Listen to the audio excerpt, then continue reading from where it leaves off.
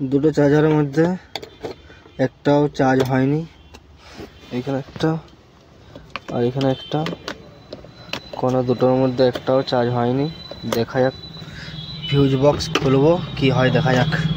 Fuse বক্সের মধ্যে AC, এই যে AC03, এক মিনিট, AC03 এগুলো লেখা আছে, এগুলো হচ্ছে ফিউজ চার্জে। তাই এসি ফিউজ আপাতত 15, এই যে নম্বরটা, এটা বেশি খারাপ হয়, তো এটাই খুলে প্রথমে দেখবো।